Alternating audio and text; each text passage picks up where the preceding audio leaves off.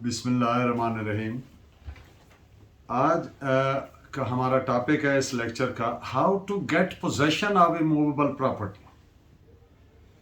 कोई ज़मीन है, मकान है, इमूवेबल प्रॉपर्टी है, उसका कब्ज़ा कैसे हासिल करना। तो इसमें कानून जो है स्पेसिफिक रिलीफ एक्ट SRA 1877 उसके सेक्शंस 8, 9, 10 और 11 इससे रिलेटेड है, वो इसको डील करते हैं। तो सेक्शन 8 के तहत कोई भी person who is entitled to possession, जो कब्जे का हकदार है, वो सेक्शन 8 के तहत दावा करेगा। और इसमें अहम बात यह है कि यह हमेशा टाइटल की बुनियाद पर किया जाता है। और सेक्शन 8 में दावा करने वाला अपना टाइटल प्रूव करता है कि वो कैसे हकदार है, वो वारिस है, उसको विरासत की प्रॉपर्टी है, उसने खरीदी है। How did he come by this property, क्या उसका इस पे टाइटल बनता है। और सेक्शन 9 जो है वो है कि उसमें टाइटल प्रूव नहीं करना पड़ता। उसमें यह है कि कोई आदमी लॉफुल पोजेशन में है और उसको डिस्पोजेस कर दिया जाता है without due course of law, बगैर किसी कानूनी जवाज के। किसी आदमी को जो कानूनन एक जगह पे काबिज है उसको बेदखल कर दिया जाए, तो वो बेदखल होने के 6 माह के अंदर अंदर दावा दायर कर सकता है सेक्शन 9 के तहत। वो उसने 2-3 चीजें प्रूव करनी है। उसने टाइटल प्रूव नहीं करना सेक्शन 9 में, उसमें कब्जा प्रूव करना है, कब बेदखल हुआ ये प्रूव करना है, किसने बेदखल किया। तो सेक्शन 9 जो है वो समरी इन नेचर प्रोसीडिंग है, जबकि सेक्शन 8 जो है वो एक रेगुलर सूट है और अल्टीमेट रेमेडी है। और सेक्शन 8 के तहत 12 साल के अंदर अंदर दावा किया जा सकता है, जो मियाद प्रोवाइडेड है लिमिटेशन एक्ट में, 12 साल के अंदर अंदर। ये लिमिटेशन एक्ट का सेक्शन 142 है, जिसमें प्रोवाइडेड है कि कब्जे के लिए जो हकदार है वो 12 साल के अंदर अंदर कर सकता है। This is reported as AIR 1957 page 394। अब अगर एक आदमी ने दावा पोजेशन का किया, कब्जा हासिल का करना किया, suit for possession along with means profit. Means profit होते हैं जो किसी प्रॉपर्टी से फायदा हासिल होता है। कोई बिल्डिंग है उससे जो किराया आ रहा है, कोई जमीन है उससे जो फसलें हो रही हैं, तो उनको मीन्स प्रॉफिट कहते हैं। ये लैटिन वर्ड है MESNE, प्रॉफिट्स, मीन्स प्रॉफिट। तो सेक्शन 8 के तहत तो वो भी क्लेम किए जा सकते हैं, लेकिन सेक्शन 9 के तहत मीन्स प्रॉफिट क्लेम नहीं किए जा सकते। अब अगर दोनों के तहत किया है तो section 9 is in nature a nugatory remedy, और इसको इग्नोर किया जा सकता है। प्रॉपर प्रोसीड करना चाहिए सेक्शन 8 के तहत, which is ultimate remedy. So this is what I said now. It is reported as AIR 1955 NUC Madras .B.2982 और AIR 1935 लाहौर पेज 475। सेक्शन 9 के तहत एक आदमी डिस्पोजेस हुआ प्रॉपर्टी से without due course of law, बगैर उसकी रजामंदी के यानी जबरदस्ती उसको बेदखल कर दिया गया, और वो या उसके बिहाफ पर कोई उसके जो वारसान है, they can claim possession, recovery of possession under section 9 without proving the title of the property. इसके तहत एक चीज नोट करने वाली है कि प्रोविंशियल गवर्नमेंट या फेडरल गवर्नमेंट के खिलाफ यह दावा नहीं किया जा सकता। और दूसरी इसमें अहम बात सेक्शन 9 में, इसके ऑर्डर के खिलाफ अपील है ना रिवीजन है, यानी अपील भी नहीं कर सकते, रिवीजन भी नहीं कर सकते, रिव्यू भी नहीं कर सकते। क्योंकि basically it is summary in nature. और इसमें एक और अहम बात कि सेक्शन 9 के तहत इवन एक्चुअल ओनर के तहत भी पोजेशन रेस्टोर किया जा सकता है। मसलन कोई मुजारा है, उसको without due course of law मालिक ने अगर डिस्पोजेस कर दिया किया है तो वो मालिक के खिलाफ उसको पोजेशन रेस्टोर किया जा सकता है, क्योंकि with due course of law होना जरूरी है। In order to get relief under section 9, जो मुदई है उसको क्या क्या प्रूव करना जरूरी है चीजें? That he was in possession of the property, उसका कब्जा था। नंबर 2, ही वॉज डिस्पोजेस्ड, उसको बेदखल कर दिया गया, कब्जा उससे छीन लिया गया। Number 3, otherwise then in due course of law, and no question of title either of the plaintiff or of the defendant, ना मुदई का ना डिफेंडेंट का, can be raised or gone through in such a case. और आखिरी बात जो अभी मैं कह रहा था कि इवन एक्चुअल मालिक के खिलाफ भी पोजेशन रेस्टोर किया जा सकता है उस आदमी को जिसको without due course of law dispossess किया गया।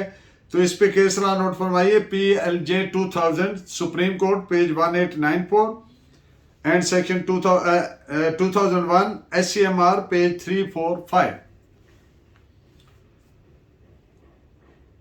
एक और केस लॉ जिसमें ये बातें की गई हैं कि सेक्शन 9 के तहत no question of title can be raised, question of title can not be discussed, और इसका ऑब्जेक्ट जो है दैट इज समरी रिलीफ। और इस जजमेंट में भी ये चीजें रिपीटेड हैं कि इसमें कोई राइट ऑफ अपील, रिवीजन या रिव्यू नहीं है। So it is reported as 2005 YLR page 257। Burden of proof, जैसा कि आप जानते हैं आर्टिकल 121 ऑफ द कानूनी शहादत, तो इसमें डिफेंडेंट पर होगा बर्डन ऑफ प्रूफ सेक्शन 9 में टू पॉजिटिवली प्रूव, साबित करे कि उसको कैसे in due course of law ये पोजेशन मिला, how did he come by this possession in due course of law. This is reported as 2005 YLR page 53। The object of section 9 is to discourage illegal dispossession. It provides quick and summary remedy of the recovery of possession. It is reported as, इस judgment में यह भी कि possession ने सिर्फ मुदई ने सिर्फ प्रीवियस पोजेशन साबित करना है और कि उसको डिस्पोजेस किया गया। It is reported as PLD 1964 Peshawar page 157। Section 9 में सिर्फ क्लेम ऑफ पोजेशन किया जा सकता है, not of the title, not of any legal character to that property, और ना ही इसमें मीन्स प्रॉफिट्स मांगे जा सकते हैं। This is reported as 2012 CLC page 377। और इस जजमेंट में object of section 9 is provided to 2012 CLC 520। Object क्या कि इलीगल डिस्पोजेशन की हौसला शिकनी करना। सूट फॉर पोजेशन, चूंकि इसमें सेक्शन 9 में डिक्लेरेशन मांगने की जरूरत नहीं है, चूंकि इसमें कोई टाइटल वगैरह डिक्लेयर नहीं करवाना, simple possession, only if the fact in issue is illegal dispossession। तो पोजेशन प्रूव करना है और इलीगल डिस्पोजेशन प्रूव करना है मुदई पर, और डिफेंडेंट पर बार at the cost of repetition कि उसने प्रूव करना है कि how did he come by this possession in due course of law. So it is reported as 2000 SCMR 91 and 2007 MLD 106। Section 10, इसमें पोजेशन लिया जाता है किसी मूवेबल प्रॉपर्टी का, बिल्कुल वैसे जैसे सेक्शन 8 में मूवेबल प्रॉपर्टी का टाइटल की बुनियाद पे पोजेशन जो लेना होता है कि मैं मालिक हूं। तो जो मूवेबल प्रॉपर्टी है उसका अगर पोजेशन लेना है, वो उससे डिस्पोजेस किया गया है, तो वो सेक्शन 10 है। In the same manner as prescribed by CPC।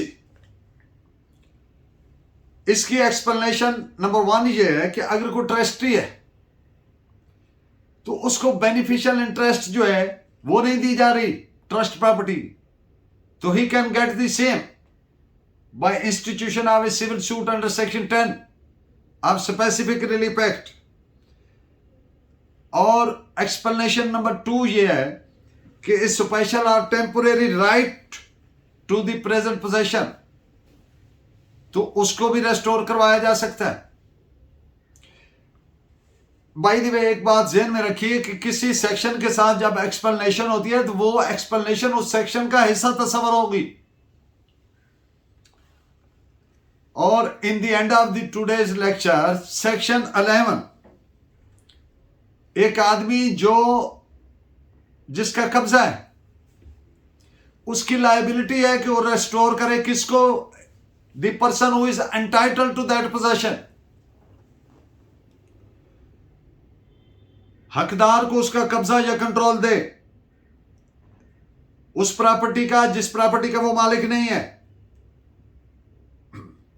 Who is entitled and who has claimed कि ये डिपेंडेंट के कब्जा में है,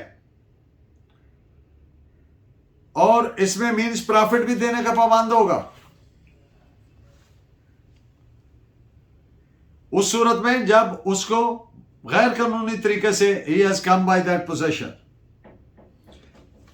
सेक्शन 9 में मींस प्रॉफिट नहीं क्लेम की जा सकते। इस पे एक और जजमेंट भी नोट फरमाइए, 2009 CLC page 1382, and the person entitled to seek remedy section 8।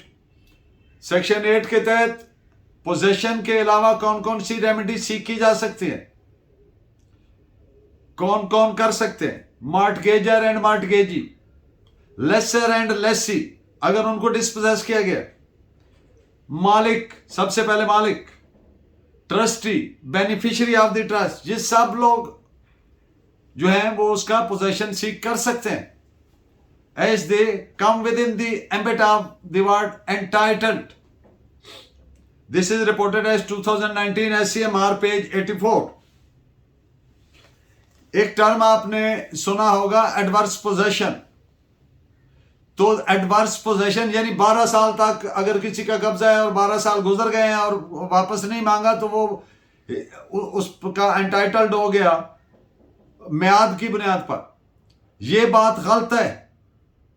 It has been declared un-Islamic by the supreme court on the basis of the holy verse contained in Surah Baqarah ayat number 188. The wording provided in that holy verse is, और आपस में एक दूसरे का माल ना हक ना खाओ। It is reported in the judgment of the Apex Court as PLD of the Federal Shariat Court as PLD 2022, Federal Shariat Court page 9। एक और जजमेंट जिसमें यह कहा गया कि जो मालिक है उसको एडवर्स पोजेशन की बुनियाद पर महरूम नहीं किया जा सकता कभी भी। So the Islamic law, the Pakistani law does not acknowledge approve the principle of adverse possession. It's reported as PLD 2019 Lahore page 71। Co-owner cannot take the plea of adverse possession against the other co-owner। कोई शरीक खाता, co-owner, एक खाते में जो मालिक है, अगर उसका 14 साल से कब्जा है तो वो ये नहीं कह सकता कि एडवर्स पोजेशन के तहत आप मुझे नहीं रोक सकते। This is reported as PLD 2013 Peshawar page 38। Another one of the most celebrated judgment, no limitation runs against the co-owner। जो co-owner है उसके अगेंस्ट कोई लिमिटेशन नहीं आ सकती, 12 साल हैं चाहे 112 साल हैं। This is reported as PLD 1990 supreme court page 1, a landmark judgment, पढ़िएगा जरूर इसको। And the other citation upon the same topic subject is 2008 SCMR page 1054। Next lecture possession पे पाकिस्तान में जो फौजदारी स्पेशल कानून आया, इलीगल डिस्पोजेशन एक्ट, वो मुकम्मल कानून, मुकम्मल एक्ट नेक्स्ट लेक्चर में इंशाल्लाह ताला हम आपके सामने रखेंगे। और एक बात अभी नोट फरमा लीजिए कि both civil and criminal remedies can be availed simultaneously, क्योंकि क्रिमिनल रेमेडी उसका ऑब्जेक्ट है कि जुर्म की सजा देना।